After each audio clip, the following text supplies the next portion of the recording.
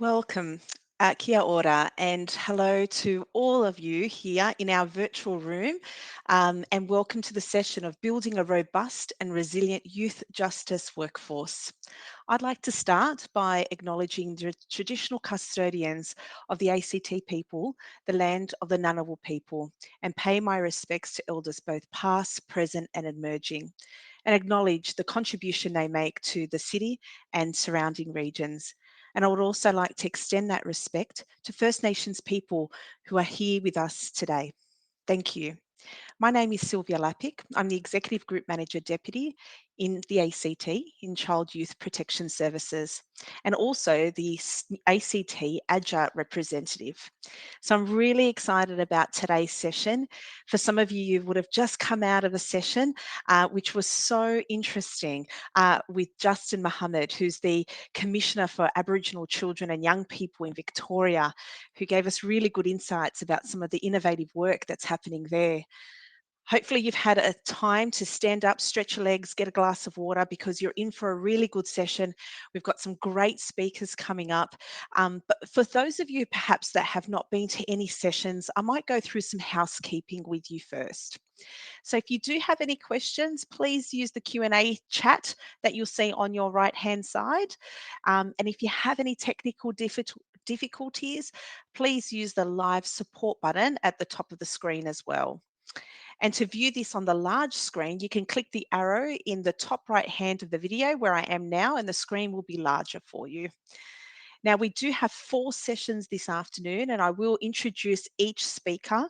And during the course of the presentation, if you want to use the Q&A chat, please pop your questions in there. And at the end of the session, time permitting, we will go through as many questions as possible. The presenters will come back in and will be able to provide you with any other additional information in that Q&A chat.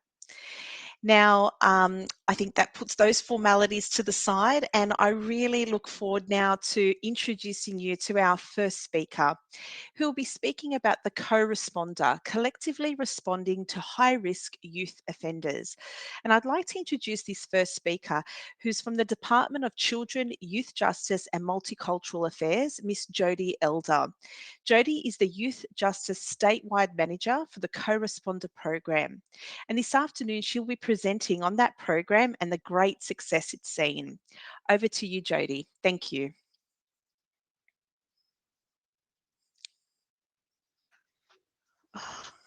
Oh.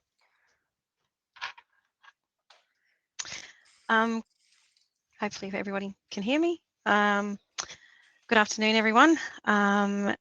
Firstly, I would like to start by acknowledging the traditional owners on the land upon which we meet today, and I'm here in Brisbane, and pay, so that's the Yagara, Yagarapu and the Turrbal traditional owner groups, and pay my respects to elders past, present and emerging.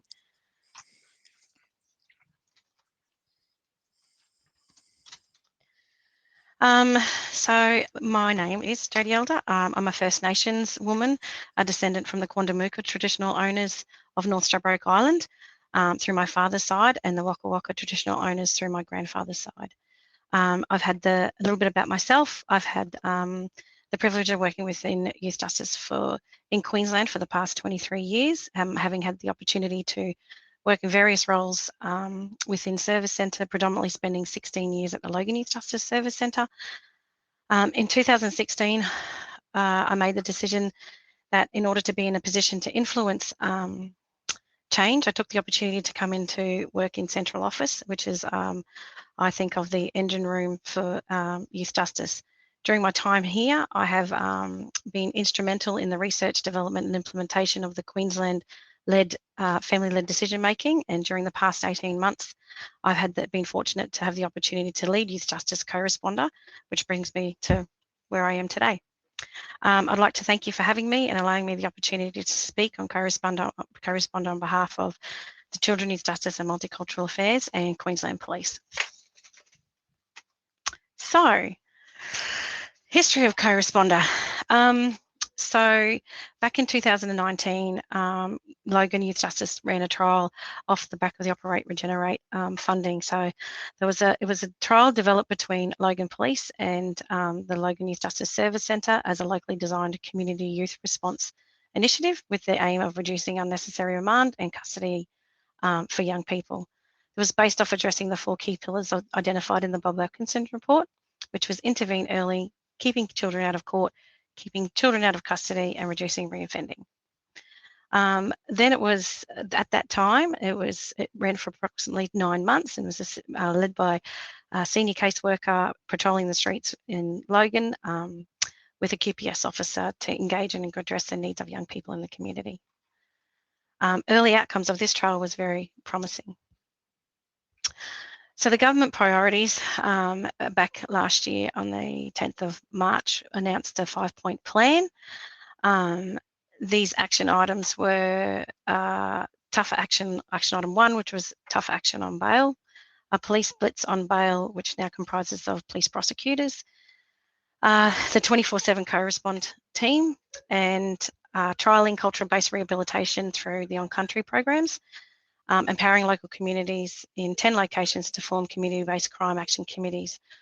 All of these action items were actively implemented in the 2021 and extended into 2022.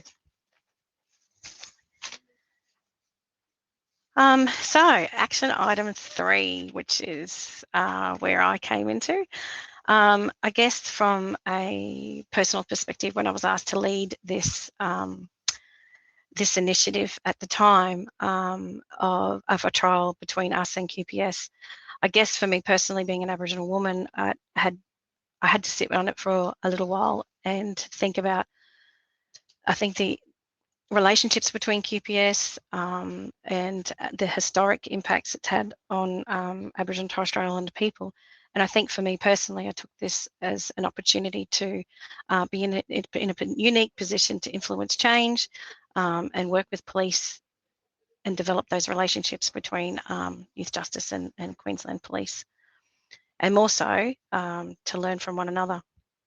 So I was fortunate to be able to secure some funding for 5 trial sites across the state, which ultimately was in Brisbane, Townsville, Cairns, Rockhampton, and expansion to Logan, where the original trial, where the original concept was developed. Soon after, we were looked at to expand the model to a 24-hour model of service. So now in operation, the trial that ended in the 30th of June, and we're now operational in 8 sites. We have 5 staff AO5 officers in each location, and now in 24/7 model. This is an election commitment to enhance the current model. We've also expanded to Mackay North, Brisbane North, and the Gold Coast. So the co-responder model, what is it? I hear you, asking questions. It's ultimately a new way of working in terms of youth justice. It's about reducing remand. It's about linking young people to referring young people and linking them to support services. And it's about working across agencies to deliver a holistic response. For example, for youth justice,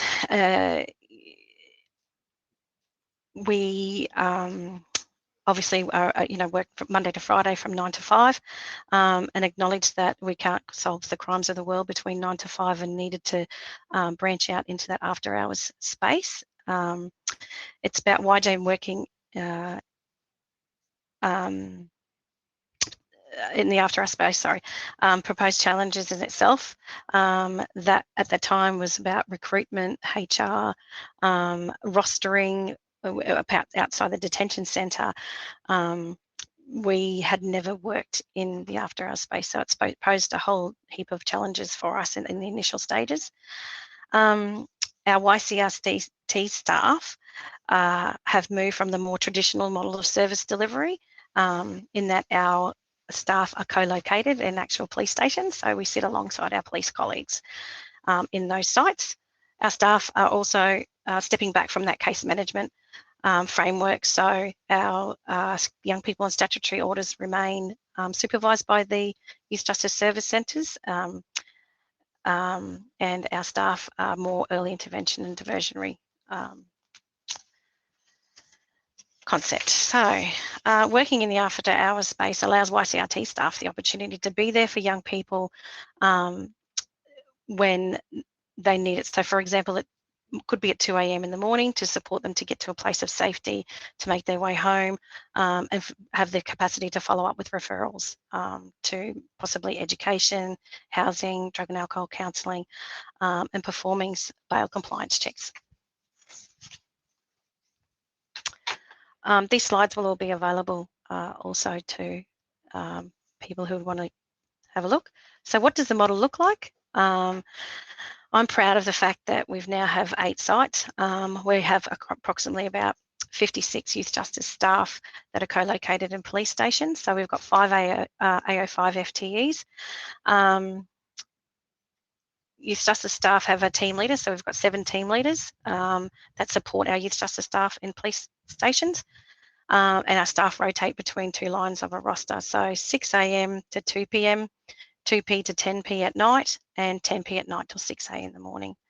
From a QPS perspective, they're supported by a hub coordinator, inspector, a hub coordinator at each location. And we have general officer officers that accompany our staff, as well as police liaison officers in some locations. I'm very proud of the fact that of the youth justice staff, we have almost 40% of our staff are Aboriginal and Torres Strait Islanders that are co-located and working alongside police in police stations. So Queensland policing, I think of this particularly in the last 15 months, I've seen a massive shift in terms of police moving to community policing and through the co-responder model act as second responders and not first responders. We've got 5 minutes left. Wow. Okay. Well, I have to move forward. Let's just skip through some slides because I don't have much left. So how does this work? Initially, we've got police cars that are wrapped police cars. This initiative provides organisations the opportunities to learn from one another and reduce unnecessary remand in custody for young people. I guess the biggest learning for us is this is a massive shift in culture in the way youth justice work and the way Queensland Police work. Being on the front line allows our staff to support police in their role on the front line, teach them how to work with our young people and their families, learn behaviours. We've had the opportunity to support Queensland Police with cultural capability training, which they've been open and responsive to, and also provide them with trauma-informed practice training so they've got an understanding of the type of young people that they're working with. Statistics, I've just put some statistics in there of young people. So I guess combining forces, non-YJ young people. I've been told I've only got 5 minutes left, so I'm just trying to bring you a bit of the success. So some challenges. It hasn't been easy in the last 12 months. The timeframes to implement the initiative, information sharing protocols between youth justice and the data collection between both agencies. Youth justice expansion to the 24/7 model outside of the detention centre hours. Identifying best responses based on the local needs. So, for example, every site is different. They operate on the same true intent of the model. However, Cairns have a specific focus on program and early intervention and are very community-based. We've got 2 cars in Townsville, and Townsville do a lot of the bail support checks. So I guess every site is different in their approach. I guess some of the early lessons learned is that the gaps in expectations due to the lack of knowledge about each agency, and bringing that shared knowledge and understanding of how we work and why we work and how we can best work together. Change management, and while there was some resistance to change, departments were innovative and adaptable to their approach. The decision making, both departments developed good communication practices, and that assisted with ensuring everyone was all on the same page. And the biggest key focus around this initiative and how it works is the engagement of our community stakeholders, engagement of both departments, and the communication the relationships that we've been able to share with one another. But not only that, I think the enthusiasm, the passion that it's all about the young people at the end of the day. So seeing everybody to come together collaboratively and work collaboratively to the best interests of that young person. So while I've only got a couple of minutes, I've got a couple of minutes left. I just thought I'd share with you some, what we've been able to achieve earlier on. We've had almost 20,000 engagements of young people, direct engagements on the streets in the last 18 months. That can be with home dwelling, street footpaths, watch house checks, skate parks, and shopping centres. We've got designated markup cars. I mentioned before the ratio of Aboriginal and Torres Strait Islander staff, First Nations young people that we've been able to engage, and also the top 5 referrals that we've been able to engage young people back into education, referrals to youth and family support, sport and recreation programs, mental health support, and family wellbeing. I'm very proud of the fact that we are now in 8 locations, which is Cairns, Townsville, Rockhampton, Moreton, Brisbane North, Logan, and Gold Coast communities. I do apologise that I had to skip a little bit because I did go over, but yeah, if there are any questions, happy to answer. Lovely. Thank you so much for that, Jodie. I think that notion of time flies when you're having fun was really there, because you've got so much more content. So for all the members that are here today, feel free to access those slides, because there's loads more information that's within that slide pack that I think really talks to the true nature of the co-responder model and how agencies can work together for better outcomes. And some of those early results, you've expanded from 5 to 8 sites. Really, congratulations on that, because that would have been quite a lot of hard work in trying to demonstrate some of those benefits when you're out on the beat and you're out on the street. 20,000 engagements over that period is a significant amount. So well done to that great initiative, and hopefully it continues to expand in the way that it does. That's really great, Jodie. Thank you. Look, I might go to some questions. We do have a question from Craig Clark. And again, really an interesting concept. What were the challenges in terms of changing the mindsets of both groups from both YJ and the police? I think initially it was trying to, establishing the crews, HR recruitment, and getting them on the ground and up and running. And I think very early onset in the piece is that we found that this wasn't just about youth justice and Queensland Police patrolling hotspots in a car. This was a huge change in mindset in the way that police work, and shifting from the first responder to arrest, and getting police to acknowledge the fact that we can no longer arrest ourselves out of a situation, and working with them through challenging that mindset around getting to know the young people, getting to know their families, understanding the behaviours, understanding the criminogenic things and why they're offending and why they what brings them to the street to start with. So I guess that was a huge challenge in every location. It wasn't easy, but what did make it easy was the fact that police acknowledging that and wanting to shift and wanting to work in a new way and open to learning new methodologies and learning new strategies and how to deal with these young offenders, because at the end of the day they do have the young piece that they do have the young people at heart and want to create change. But shifting from the normal way of policing to community policing and having them understand that was not an overnight process. No, it would definitely not be an overnight process, and I think it'll continue to grow and mature as the agencies continue to work together. So that's really positive. Thank you. Look, I might go to one last question. And Shelley Turner was asking, or really wanted to comment, excellent initiative. It's so important to reduce unnecessary remand. A lack of suitable, safe accommodation is often cited as a barrier for granting bail. Are you using bail hostels or something similar? We don't have a lot of bail options for or bail hostel options for young people. So the idea of co-responder is to build that rapport and the relationship with the young person and get them to a place of safety, identify where that place of safety may be, and if it isn't home, is it with a relative or grandparents or extended family. And we know that those type of placements are the best placements if we can secure them. So I think there's a lot of investment in that area to try to make those connections. Look, thank you, Jodie.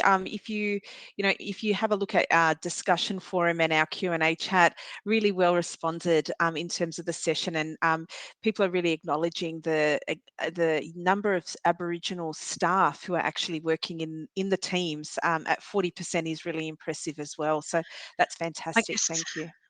I guess from an Aboriginal woman myself, and having the opportunity to lead youth justice in Queensland and work at that level and forming those relationships with Queensland Police, I guess it was really difficult at first to do that, but to be able to develop those partnerships has been an awesome opportunity to lead that as an Aboriginal woman. So thank you. Yeah, congratulations. And look, I'll bring us to an end for this session. Jodie, you do have a couple more questions in the Q&A chat, and she'll get to those. But thank you so much for your time, Jodie, and for sharing. Thank you. All right. Well, that brings us to our next session. So let me introduce to you our next presenter. The title of this next session is Relational Security, Balancing Care and Control in Youth Custody. And I'm really pleased to introduce Dr. Sanne Ostermeijer, who's a research fellow at the Centre for Mental Health, University of Melbourne. Now, her work involves research on mental health care, suicide prevention, and the youth custodial system. She's a member of the Youth Justice Involved Young People Network and the co-founder of the Local Time Project. So we welcome Dr. Sanne to the main stage. Thank you. Hi everyone, I'm Sanne. Thanks for being here today, and I will be talking about relational security processes or approaches in youth custody. I'd like to start with acknowledging the traditional owners of the land on which I live and work, the Wurundjeri people of the Kulin Nation, and pay my respects to their elders past, present and emerging. And I extend that respect to any First Nations people here with us today. I will be presenting some research results from a project we did in Melbourne earlier this year, which would not have been possible without the support of the Victorian Department of Justice and Community Safety, the youth justice staff that participated, and my wonderful research assistant, Pony. So within our youth justice systems, and especially in custodial systems, there's different perspectives and priorities that seem to consistently compete. So on the one hand, community safety, risk management, and often also staff safety versus young people's health and well-being, their safety, youth development goals, and human rights perspectives. And I'm just going to explore a little bit today whether these priorities and goals can go hand in hand. So the youth justice system in Victoria and across Australia has been a problematic domain for policy and practice for a very long time. And all Australian states and territories have undertaken some kind of review or inquiry into their youth justice system. So there were at least 20 between 2016 and 2019, which has highlighted many serious issues within our custodial systems. And Victoria is no exception, where the custodial system was actually described as doing more harm than good. So in 2017, the Victorian government announced that they accepted in principle all of the Armitage and Oglov's review recommendations and changes are currently underway aligned with this review. So this specifically mentions relational security as the core of any effective operation within a custodial setting. Now, this review does conflate this with dynamic security, which I would be hesitant about, but I can comment on that a little bit later. In June 2020, the government released their Youth Justice Strategic Plan, which also mentioned relational security. So this concept really is now being adopted as a key element within our youth custodial system. But the concept of relational security is complex and not well defined at the moment. So it's important that we start exploring what it is exactly and how do we implement and monitor it. And noticeably, there's very little to no research on relational security approaches and how this is operationalized within a youth justice setting. So generally, there are three distinct but interrelated security concepts identified within a secure setting. So we have the physical security, which is the designed environment, including fences, doors, and locks. And although we might have some units classified as semi-open or low security, if the whole facility is isolated from any community and there's a 6 meter high perimeter wall surrounding it, I would say that the entire facility is actually high security, which means that all of our current custodial facilities are high security. And then there's procedural security, so the rules, policies, and procedures that we have within our system exercising control, such as searches, phone access, and leave. And so then we come to the third concept, which is relational security, which is much more complex and less well defined within a security concept because it is talking about that or tapping into that social, that human element.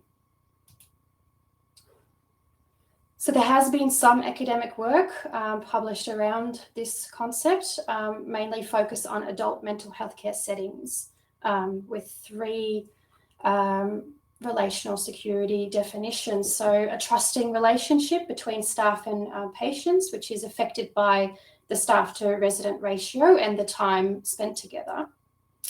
A detailed understanding of those receiving secure care and how to manage them. And then the last one is the knowledge and understanding staff have of a patient and of the environment and how this informs appropriate responses and care. So looking at these definitions, we can see that they all revolve around familiar relationships between facility staff and the residents or clients, and how this extends to the maintenance of a safe environment for both staff and clients. So I was fortunate enough to be able to set up a research project around relational security in one of the youth justice facilities in Melbourne. So we interviewed a total of 26 custodial staff members in one of the youth justice facilities about their views and use of relational security approaches. So we didn't talk necessarily specifically about relational security, but we asked them questions about their ways of working, challenges and facilitators in building and maintaining relationships with young people, and how this is related to maintaining a safe unit.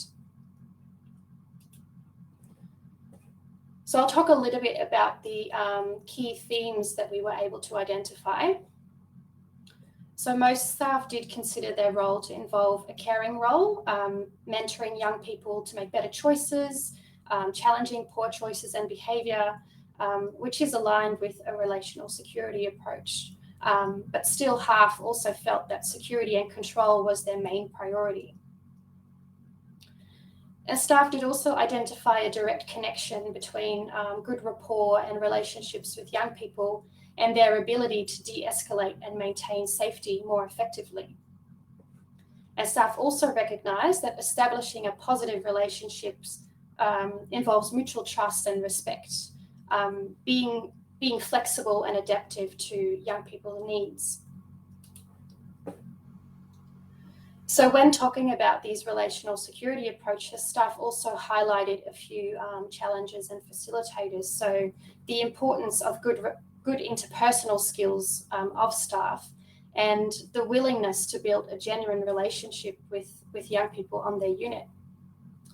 They also noted that they are in need of more practical training, so not just theoretical, on how to respond appropriately to young people, and specifically when it comes to mental health issues or trauma-related problems, and how to de-escalate effectively.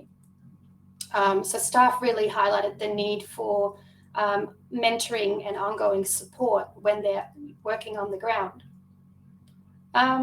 They also talked about the need to be flexible and adaptive to young people's needs. So,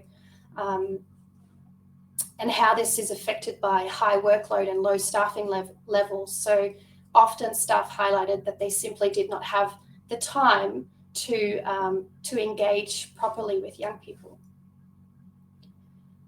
Some staff also noted that restrictive procedural processes hampered their relationship. So for example, needing approval and clearance for particular individual activities, or taking young people outside. And the time and space to communicate and engage in meaningful conversations with young people was also highlighted. And the role that engaging in activities together was really clear. So things like cooking together, playing sports, going to the gym, that's really where the magic happens. Facility design was also mentioned. So in particular, communal areas contributing to opportunities for relationship building. But staff also described how taking young people outside, so sitting in the garden or having walks together to calm down and allow staff to interact privately with young people, also created opportunities for de-escalation and rapport building. But you can imagine how that is heavily affected by both physical and procedural security measures. So just wrapping it up, relational security really centralizes the relationship between staff and young people, and it therefore relies heavily on staff to be implemented and operationalized properly. So investing in a stable and suitable workforce, staff training, not just theoretical, but also practical training and ongoing support really is key. It's a promising tool for creating a more safe environment, both for young people and for staff, and ultimately a more effective custodial system that is able to align both the priorities of providing care and a safe environment, but it does rely heavily on flexibility and creating opportunities for informal and personal interactions. And that is hampered by overbearing physical and procedural security measures. So as a future project, we're looking into the possibility of interviewing young people about their experiences of relational security approaches. So what they view as facilitating, or what the challenges are in building a good relationship with staff. I think it's really important to start looking properly at the relationships and interactions with physical and procedural security. When we have incidents or media attention around incidents that happen in our custodial facilities, we often have a knee-jerk reaction to really start relying heavily on risk management and physical and procedural security, which actually reduces our opportunities for relational security. And we need a clear framework with clear guidelines about relational security and how it is operationalized and implemented properly. So that is it from me. If you'd like to get in touch, please do, and happy to take any questions. Thank you. That was wonderful, Sanne. Thank you so much for sharing. I think you've really brought to light the relational and the importance of relationships and that balance between control and care. I think that was really some good insights and concepts for us to start thinking about even more in our everyday work, and that investment in our workforce, particularly around training, coaching and support, just to keep ourselves contemporary. For some of us, perhaps young youth issues may not be at our forefront, and so these are continuously changing. So building some of those engagement strategies and that investment in the workforce is really vital. So thank you so much. I might go to some questions from the audience today. Hi, Pauline. Nice to hear from you. And also, Pauline Zardo would like to know your further comments and thoughts on dynamic versus relational thinking. Do you have any thoughts on that? Well, so I haven't seen much academic work around the concept of dynamic security, but as I understand it, it does conflate the importance of relationships between staff and young people, and using IT systems or security intelligence information to inform security. And I would think that that actually is not necessarily going to facilitate a good relationship between staff and young people. Like, that's not talking about that social human aspect of security. I think it's probably more related to the physical, your IT system and your cameras that you utilize. So I think that's why it's important to really start looking at those relationships between the different security elements that you have. Thank you, Sanne. And look, we just had one last question in terms of engagement and what your thoughts are about further engagement with staff. You spoke about consultation with young people is going to come, and when do you see those timeframes happening? And do you have any intention to further speak to youth detention staff as part of your consultation and evaluation process, I guess? And that's from Kate Burge. Thanks, Kate. Thank you.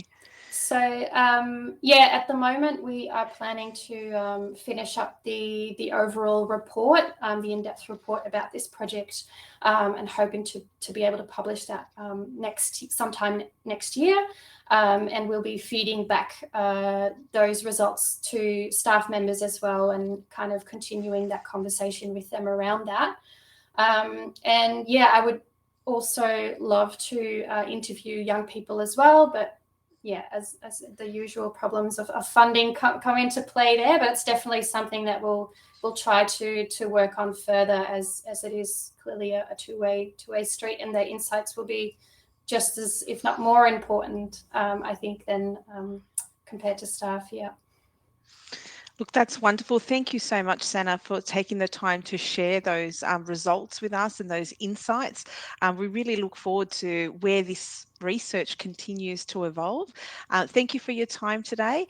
And if anyone has any more questions for Sanne, please pop them into the chat, and she can pop some answers there for you as well. Thank you so much, Sanne. Enjoy the rest of your afternoon. Thank you. Wonderful. Thank you. All right. So we're halfway. You might want to stand up, stretch, get a glass of water, but we're going to launch straight into our next session. And our session is building a robust and resilient youth justice workforce. And in this session, we're going to be talking about enhancing support to find a new path in Kurlana, Tapa. Our presenters today are Louisa Hackett. Now, Louisa is a forensic psychologist and the principal psychologist for Youth Justice South Australia. She's committed to the challenge of aligning research and practice in forensic settings and building a strong and supportive culture of reflective staff practice that promotes both growth and positive change for young people. And she's joined today by a co-presenter, Joanne O'Connor. And now Joanne is a member of the Bardigi, Naradiri, Meitang, Bawadik Nations, and she holds a Master's of Clinical Psychology and is an endorsed clinical psychologist with APRA. With a background of experience in child protection systems, community youth just mental health, and adult forensic mental health settings, Joanne has worked as a senior psychologist within youth justice for several years.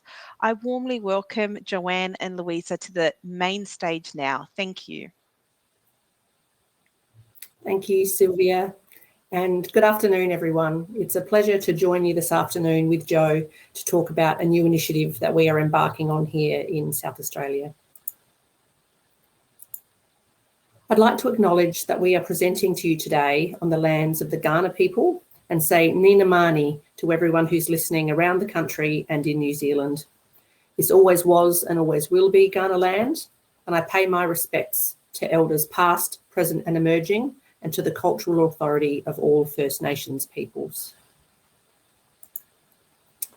Kurlana Tapa Youth Justice Centre is a 60-bed custodial facility in Adelaide, South Australia. We are fortunate to have a very small custodial population here in SA. It averages approximately 25 to 30 young people on an average day. That can go up and down. And this includes both boys and girls, and around 60% of the population are unsentenced or on remand. While overall numbers are low, and I'm aware compared to some of our eastern states colleagues, very low in comparison, there can still be some challenges in managing the care of different cohorts all on one campus in terms of young people of different age, differing gender, and other individual needs. Kurlana Tapa means new path in Kaurna language, and it's a name that was chosen for the facility we work in by Kaurna elders when the centre opened in 2012, and it represents their vision for what time in custody could mean for young people, that they should receive support and guidance to help them tread a new path out of the criminal justice system. The name Kurlana Tapa also holds significance for what we're going to be speaking with you about very briefly today, which is trying to walk a new path in how staff respond to violent and challenging behaviour in custody. I think most jurisdictions are somewhere along the spectrum of the ideological conceptual shift from running prisons that have young people in them to running therapeutic care facilities for young people who are culturally disconnected, developmentally traumatised, and often experiencing an undiagnosed neurodevelopmental disability. Organisational change is a tricky beast, and Kurlana Tapa has, for many years, been grappling with the task of shaping a more therapeutic social climate. For some years, psychologists, and more recently with occupational therapists and speech pathologists, have contributed to the development of positive behaviour support plans for young people who are presenting with persistent and complex challenging behaviours. There's been a number of limitations to this approach, however. Firstly, a high turnover of young people means that the opportunity to develop a fully informed, well-considered, individualised plan is impacted. In reality, it's the best that can be pulled together in a short period of time. There can be multiple opinions on the cause or the function of challenging behaviour, and limited face-to-face time for staff to work through these differing views.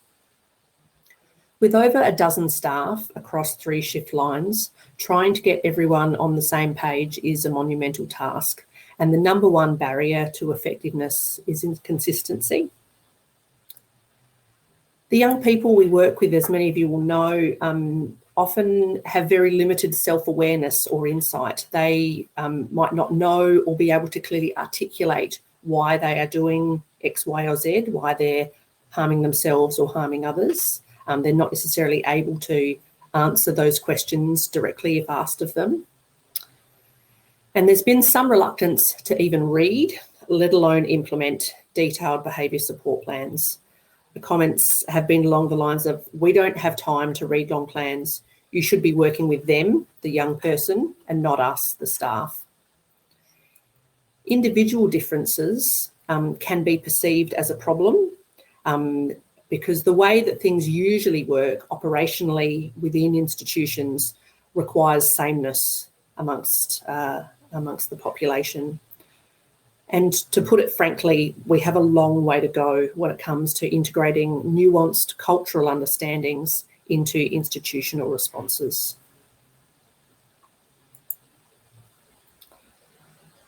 One of the requirements necessary to provide an evidence-informed best practice approach to complex and challenging behaviour is dedicated work time.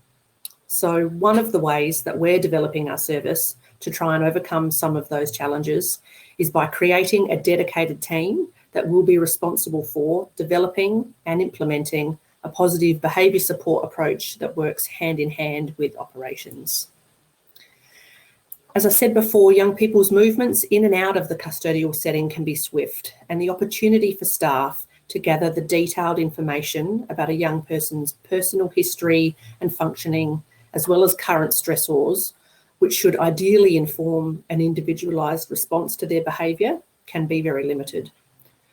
So operational staff who are charged with responsibility for making rapid decisions about incident management, for example, for making rapid decisions about whether or not to use restrictive practices, such as use of force, use of mechanical restraints, and use of the safe room, for example, are often not fully informed about a young person's individual needs and the clinical rationale that could and should underpin the use of alternative strategies to such operational tactics. So the Enhanced Support Team, EST, has come on board to strengthen the availability of intensive clinical support for staff caring for young people with challenging behaviours. I give a nod and a thank you to our colleagues in New South Wales with whom I had some consultation early last year, pre-COVID, if anyone can remember that, and who have generously shared some of their ideas and planning around a similar initiative within their much bigger system. And in the interest of full disclosure, I will add that this initiative is cost neutral. It's being driven without any additional funding to youth justice or any dedicated project resourcing. The things that we're hoping will be delivered by EST include an increase in the timeliness of positive behaviour support plans, an increase in the quality and the detail of those plans so that they are much more tailored to individual young people and a little less generic. We're hoping to see an increase in the oversight and monitoring of outcomes. Are the specific recommendations and techniques being suggested actually improving things for young people and for staff? And certainly an increase in the collaboration between clinical and operational staff around day-to-day management of young people. We're hoping that this will see an increase in skill development, in de-escalation and in intentional interactions between youth workers and young people, and that all of these things will see an increase in the overall wellbeing of young people and of staff. And while we're certainly aware that change doesn't happen overnight, we're hoping to see improvements long-term in outcomes for young people, staff and the organisation, specifically in the use of restrictive practices.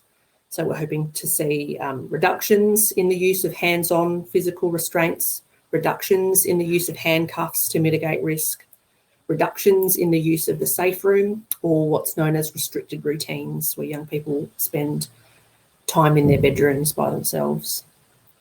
Again, if we see these things improve, we're hoping that we'll see a reduction in staff injury, both physical and psychological, that contribute to time away from the workplace through sick days and work cover. And I'm now going to hand over to Joanne O'Connor, who started in the role of Clinical Manager of the Enhanced Support Team in mid-August. Hi everyone, and thank you for linking into our presentation. Just wanted to acknowledge that I'm a First Nations woman and I stand on the shoulders of my ancestors here today. As Louisa mentioned, Ash and I started in the team on the 16th of August and Rebecca commenced in her role on the 6th of September. So we're a small but mighty team and looking forward to seeing what the project brings. The original idea was that Ash and Rebecca would be permanently based in our Protective Actions unit here at the centre.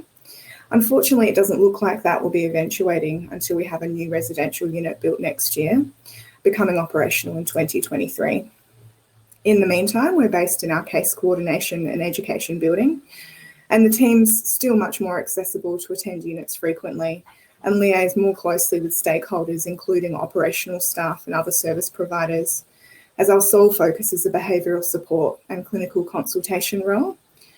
We're not offering outreach support via community youth justice in metro and country areas.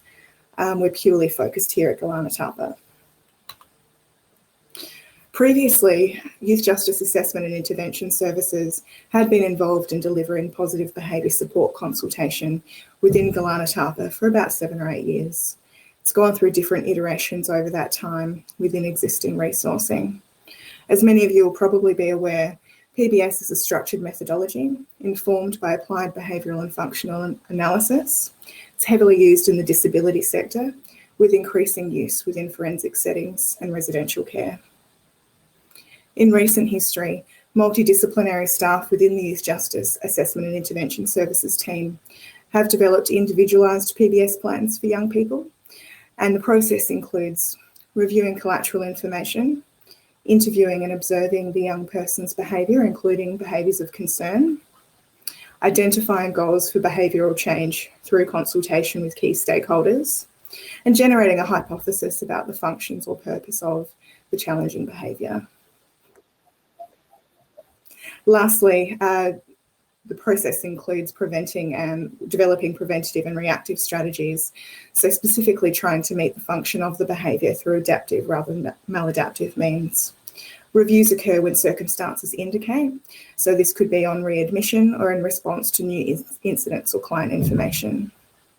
This slide actually makes it look like a really neat and linear process, but of course it rarely works that way in practice. So in terms of who we work with, we try not to be too prescriptive about who and why. We also don't have the resources to respond to everyone intensively. At the end of the day, we target behaviour support consultation to young people who are engaging in persistent and challenging behaviours who have complex needs within Kurlana Tapa. So this specifically tends to include those who are regularly subject to dynamic risk management plans, and in particular the use of restrictive practices within those plans. They might also have repeated requirement for transition to the Protective Actions Unit or subject to a restricted routine. There may be other considerations in terms of complex needs at the discretion of the leadership team within the centre. In terms of lessons learned so far, firstly, I just wanted to acknowledge that team formation and finding our place in this environment takes time and intention. Building trust takes time and can't be forced or rushed, or be a one-way street, and we just have to sit with that sometimes.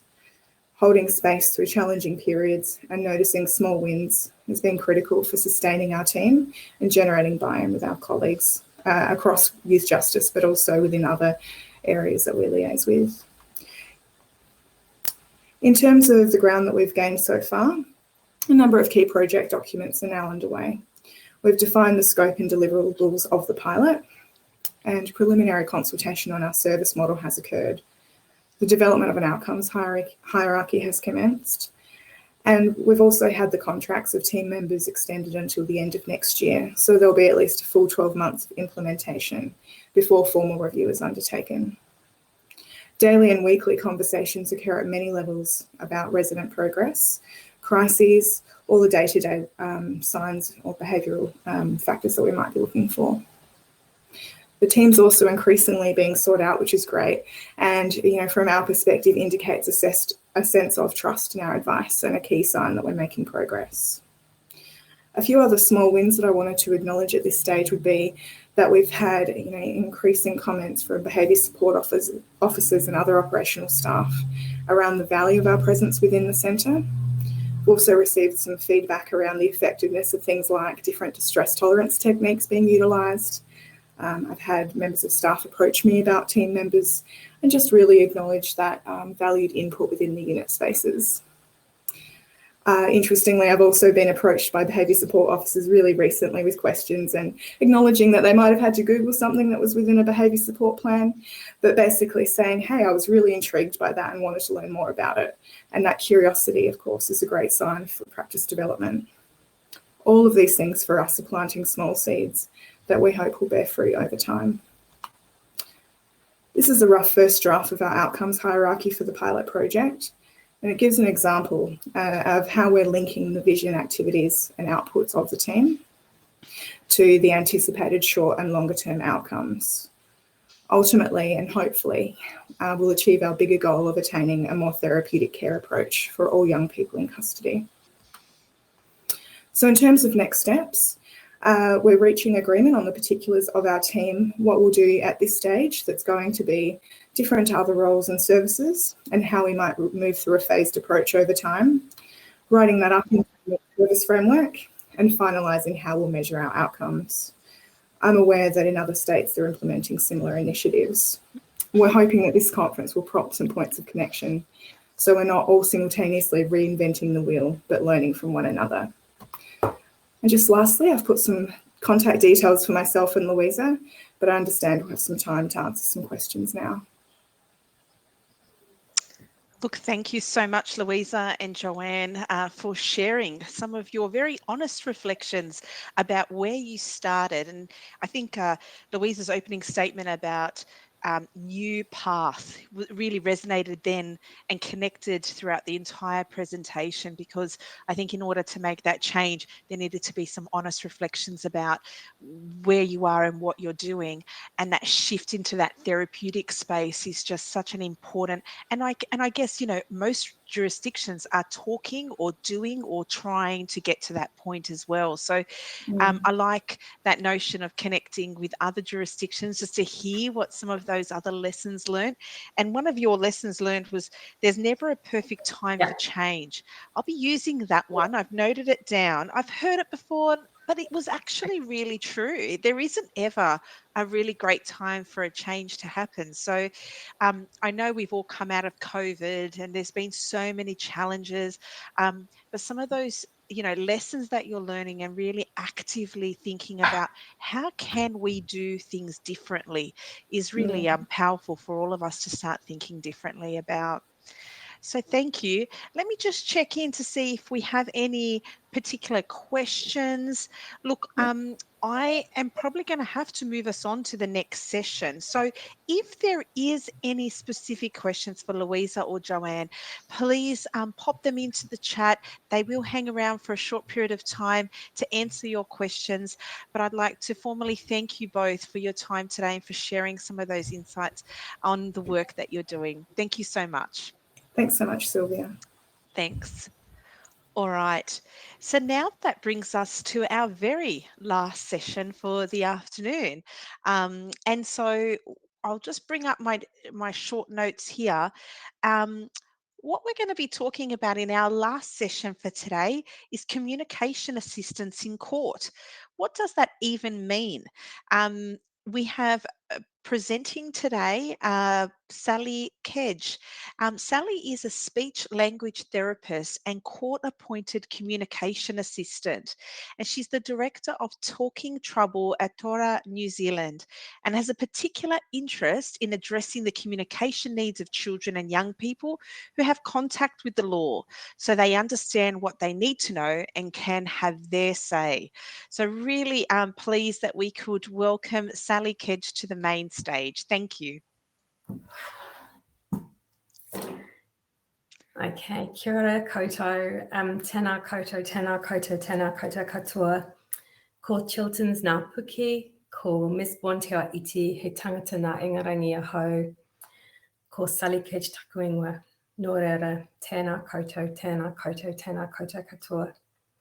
And I want to acknowledge tangata whenua here in Aotearoa, New Zealand, as well as the peoples from the lands on which you may be listening to me from. And I also really want to acknowledge the young people and their whānau from whom my team and me have learned so much in recent years about how we can assist and do our jobs. So what does it even mean? What is a communication assistant? And I know that it's quite unusual for young people to have a communication assistant appointed. So I'm hoping by the end of this talk, you'll understand what that role is about, but also what can happen when there isn't availability of communication assistants. So I want to start by thinking about a young man who I was appointed to assist. And he was facing a trial in the youth court, which is quite unusual in our New Zealand context. But on the first morning of the trial, I said to him, so what's this about today? What's happening? And he's like, oh, well, I've got court. I'm like, yeah, but what's happening in court? What are they trying to sort out? And he was really unsure. And he said, oh, they're sentencing me, which wasn't what was happening in court. He was about to have a trial. And I guess that has really stuck with me, that he was about to start this very important process for him, but he actually didn't understand. And he had an amazing youth advocate lawyer who had an amazing knowledge of neurodisability, neurodiversity, had worked with us a lot and had been doing her best to help prepare this young man. But he still had really not understood what was going on in his matters that concerned him and had massive implications for his future. And so my role really is about making sure people do know what's going on and they are able to fully participate in the matters that concern them. So how I explain my role to young people, I let them know that this is about you and court being fair for you, or this meeting or who you're going to be going in being fair for you. Because you need to be able to understand what's going on, and there'll be maybe a lot of listening, a lot of concentrating that might be tricky. And there might be a lot of talking, but also you might want to have your say. You might want to be able to say what you think and have your voice heard. And so that's what my job's about. And I'll often doodle as I talk and explain things so that people have got more than one way of understanding through their ears and also through their eyes. And we try and do our role in a way that is very respectful and manner enhancing. And really it's around us working out together what's going to help and what gets in the way. So I want your ideas, young person, about what you think we should tell the judge is going to help you to be able to participate. So really, this is what my job's about, removing all the blah, blah, blah, because there is a lot of blah, blah, blah in justice.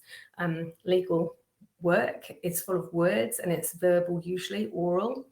And that's not always easy for many of the young people who need to participate in that for some of the reasons I'm going to talk about shortly. And the other thing we hope to do is turn on a blahometer in the heads of all the people who are the communication partners so that they can spot all of the blah and they know how to respond in ways that are effective for the young people that they are serving. So a communication assistant is sometimes known as an intermediary in other jurisdictions. That's often the term that has been used. And there are various models underway. And I was lucky enough to be in a meeting recently with some representatives from the countries listed there. And the schemes were really different, and the people involved in terms of the professional backgrounds were different, and the kind of type of work that they do was different. But in some of these countries, the role is just for a specific group, such as child complainants or witnesses. But in New Zealand, we can be appointed on either side of the court under the Evidence Act, Section 80 of the Evidence Act. And that can be for somebody who needs to give evidence. So sometimes we'll be appointed, say, for child witnesses who need to answer questions about their evidence or complainants. But we're also appointed for defendants, and that's an unusual thing in a lot of the world. There's a guideline that was released this year in July that underpins the work that we do. So you can access that if you're interested, and it's very detailed and explains how our work occurs, who can be receiving the services, and what our work is about. But I'm going to hopefully give you a taste of that today. So we're court appointed. We're not on anyone's side. We're officers of the court, and our neutrality and our impartiality is really important. We're just there to make sure that the person can communicate. We're not there to provide advice about legal matters, only about communication. And we're really there not as a bolt-on like an interpreter might be to the process, but really to enable all of the communication to occur at the right level for the person. And those of us who do this role in New Zealand, we're all speech language therapists. Speech language pathologists would be the term in Australia. And we have specialised skills in assessing communication and then intervening to make communication effective. So at the moment in New Zealand, we're mainly used in the criminal courts, not just the youth court, increasingly used in the family court, often in family group conferences, which is a fundamental part of our AYJC system here. And the parole board is starting to use us as well. So far, we've had little use in police interviews, sometimes with complainants and witnesses, and once with a young person who has been a suspect. And I'm really curious about where that might go, because I wonder why we are not ensuring young people understand all the stages that they may need to participate in. So we think about a young person being on a pathway through justice and thinking about the places they might need to communicate in, the people they might encounter, the processes they might need to manage. And we're really looking at the listening, the understanding, the speaking that they might need to do in those places. I think my visuals look a bit funny on the screen there. I'm not quite sure what happened there. And we're really looking at where are the barriers for this person, this specific person, and where are the opportunities that we can make the most of. So we want to know what the rangatahi, the young person themselves, thinks about their skills and what they think is needed, what other people think is needed. What do their whānau also need to be able to participate? So we often are not only assisting the young person, but everybody else in that family to understand. And I've certainly had families who've had family members who also have needed support to figure out what's going on and to have their say for a whole range of different reasons. And I've had people say to me, oh, I kind of get what's happening. And it's been fantastic. Well, let's make sure that you're clear about all the things that we've just been explaining to your young person so that you understand and everyone else can understand too. So we're looking behind the person's presentation or behaviour to see what might be going on with their communication. And there can be many reasons why somebody might be struggling to communicate. We take a look, first of all, at what the known languages are. We often are told that somebody understands a particular language or speaks a language, and that doesn't always turn out to be the case, and nobody's really figured out what the languages are that are important for this person and whether they need an interpreter who speaks their language or ideally a communication assistant who's bilingual too. And what are the social and cultural factors? You can't separate culture from communication. And we're lacking at the moment a diversity in speech language therapy. And we are very lucky to have some real treasures in our team who are our Māori speech language therapists who are providing strategic direction and coaching and education for us. But that's a real lack, I think, in our professional cohort at the moment. And we're looking at all of these things to do with language, whether they understand, whether they've got the skills to express themselves, whether they are able to use language socially to participate, and what might be impacting on that. So there can be loads of different reasons, from hearing impairment, mental health problems, medical reasons, neurodevelopmental, neurodiversity issues. And we're looking to see whether there are issues from over childhood, plus maybe ones that they've acquired, like traumatic brain injuries, which are often very common. And then we're also thinking about their familiarity with this process or this context that they've got to be in.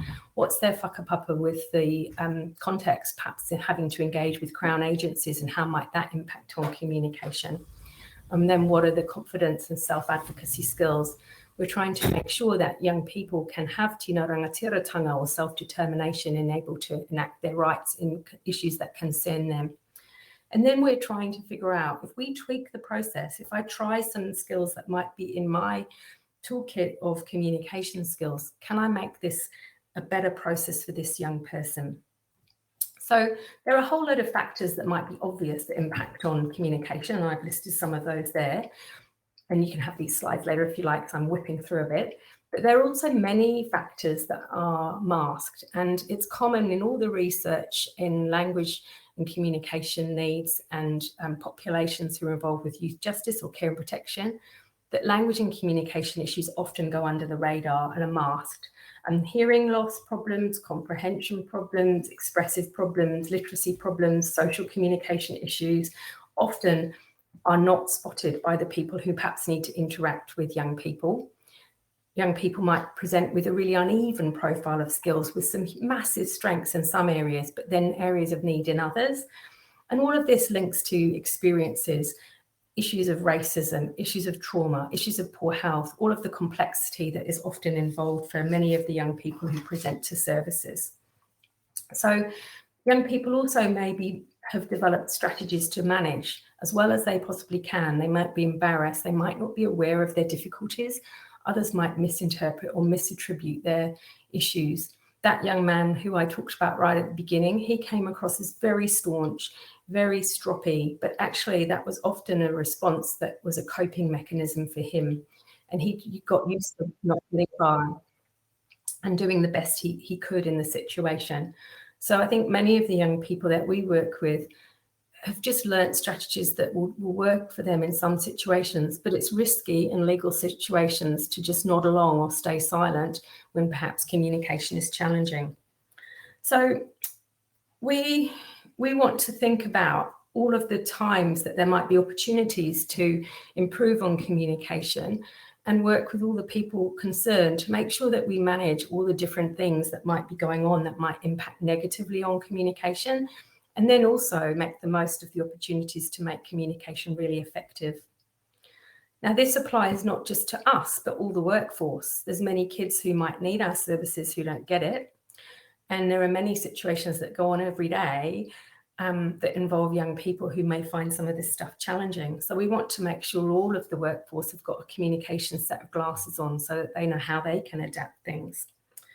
So just going back to that young person that I talked about right at the beginning, one of the things I'd said to him when we were getting ready for that hearing was, you're going to need to tell me if you don't know what's going on, because I'm allowed to stop them and make sure that you know what's going on. And we were in the courtroom and he suddenly turned around to me and said, what the fuck are they talking about? And I said, that's a good question. And I stopped the judge and said, look, Mr. So-and-so has just, or this young person has just asked if he could have something explained. And so then we were able to stop and make sure he knew what was going on. And I was really delighted that he was able to take control in that situation and have that power. But that sort of thing applies to other situations. We don't want young people to be given bail conditions that might not make sense to them, that might look like they're in a foreign language, that then they don't comply with because they don't understand.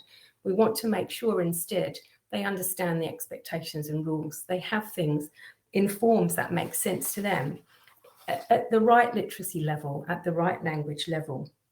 We want to make sure that if their lawyer needs to take instructions or give instructions to their client, that stuff makes sense.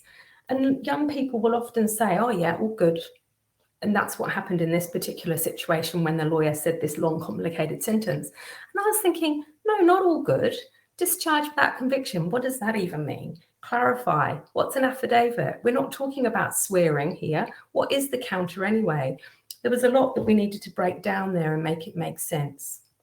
We also do that kind of work in things like family group conferences, because questions like this, so now what are your views about the victims? Or what do you think should be in your plan? Those are really complex kind of questions for a lot of young people to answer, and they might need that kind of assistance to have the communication happen at a time, at a level, at a place with the people that actually enable them to participate properly in the things that concern them. So I guess what I want to leave with is really us all being aware of our own communication style. Like, I'm going fast today, but I don't go fast with young people. We need to plan for effective communication. We need to anticipate what might be those tricky things and have really effective strategies in place that enable proper participation by young people in the things that concern them. So people are welcome to contact me. We've got a heap of stuff on our website that might be of use to people that we're really happy for them to adapt for their context. But yeah, I'll leave it there. Thank you so much for your time.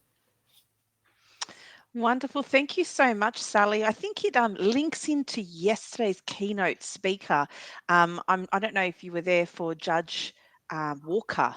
Is it Judge Walker? He was a keynote speaker yesterday, and he really picked up on some of those themes you were talking about, but you've deep dived a little bit more about a young person who couldn't hear what was being said in the courtroom because his heart was beating so loud. I think that's going to really stay with me. And then really the case study that you've provided today really then brings to life that moment where the Judge Walker talked about just talk normal, like just talk normal. And I think some of the strategies that you've talked about, the ways that you're implementing this model of care, I'm going to call it a model of care, really then start saying we're not only listening to the voices of young children and young people, but we're bringing to life really their rights about understanding participation and self-determination. So it's really great. Thank you so much for sharing that presentation. That was really insightful for me and resonated in so many ways. Thank you. We also have a similar comment in our chat as well. Awesome work. I think it's extremely important in police interviews to have SLP assistance as well. How do you think your work impacts young people being able to be fit for trial? What are your thoughts on that, Sally? Yeah, that's a really interesting question. There was a seminar in New Zealand last week looking at fitness to stand, fitness to participate, and I was one of the presenters at that as well, because there is sometimes an expectation, I think, from some of the assessors that do fitness assessments, which is not something that we do ourselves, that you can have a communication assistant and then everything's going to be magically good. And we're not magic. We can often enable participation, but I think where that bar is really interesting. And I'm really interested to see, not only can we lift up somebody to get over the bar, but can the bar be brought down? Can the legal profession, as Judge Fitzgerald also said yesterday, what can the legal professionals and everyone else do to change their communication to match the young person? And I've had many conversations with Judge Walker, who's our chief youth court judge, about these things. Like, can we change the system, the processes, so that they're more fit for purpose for the population they serve? But I think the legal profession or legal professionals are generally just really verbal people. They have a lot of words and they use them. Yeah, and it's great that you have an audience with the judge, that there is an interest and appetite for change, that there is curiosity. I think in our last presentation, we talked about curiosity being one of those first stages of change. And so it's great to see that so many people are looking to this topic and looking at how we can simplify our language and change our processes. So it's really moving in the right direction, Sally. That's fantastic. And we've got lots of comments here around the presentation being really informative and impacting on practice. So thank you. I'll just check in to see if I've got a bit of time. I might just ask one more question, if that's okay, Sally. How do the communication assistants support those with impairments and disabilities? That's a great question. Well, that's all that we do, really. So it just depends on what the needs are, really. If sometimes it's about working out a plan it's nearly always working out a plan with the young person themselves about what they need. So it just depends if there's somebody with hearing issues, or if they someone whose speech is hard to understand, or if there's somebody who is struggling with attention listening. So yesterday I was in court with somebody who the judge was suggesting that we needed to have and the next hearing being an hour and a half. And I was able to say, excuse me, Your Honour, an hour and a half will be a really, really long time for so-and-so. Like, actually 10 to 15 minutes would be much better. And if we can work out what needs to be done when he's in the room, that would be great. And what might be able to be done outside the room. And the judge had also asked me during the hearing, am I going a bit fast for so-and-so? And I said, yes, Your Honour, actually, if I could just take a minute and just check where we've got to. And the judge, we have had amazing engagement from our judges. And I think we've also had some dreadful cases go through our system in Aotearoa that have really highlighted the need for changes and awareness. So there's a very famous case of a young man who's not so young anymore, Teina Pura, who spent many moons in jail.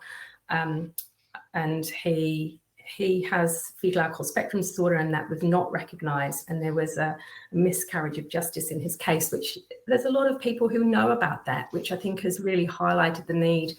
We need to do things differently. Yeah, absolutely. Couldn't agree with you more. I do have 2 more questions. Maybe we could squeeze them in. I can see we've got a minute or so left. So let me see if we can get another question in from Brunella Abdel Rahim, who asks, how do you balance accessible language and not making young people feel patronised? Yeah, such a good question. I think it's about respect and relationship. And young people can spot inauthentic, patronising people from a mile off. And I think really it's about really making sure we're super clear about what we're here for, giving young people a lot of power in the process to determine what they want to happen. We do sometimes have young people who's like, oh no, thanks, miss, I don't want to borrow this, or either said politely or not. And that's their right. But often I've had the girlfriend of someone say, no, you need her because this is about you. This is about making sure that you get it. And those people are not listening and they're not talking in ways that make sense to you. So I think that's about hopefully our ability to be respectful and relate and to hear the voices of what young people themselves say. And I think we can do better. Like I would love to have more males. I'd love to have more Māori. We have got only one person in our team who's Samoan. And that's also something so important. Culture and communication are like this. You can't separate those. But I think it's really about attitude. We can provide good, clear communication if we're clear and respectful. Oh, wonderful. Thank you so much, Sally. That was so insightful. We do have a couple more questions in the comments. If you could take the time just to respond to some of these comments, that would be fantastic. I'd like to formally acknowledge and thank you, Sally, for your time today as we come to the end of this session. And I hope that you all have had a great opportunity to understand how to build a robust and resilient youth justice workforce. And we look forward to seeing you all tomorrow during tomorrow's sessions. Thank you all for your time.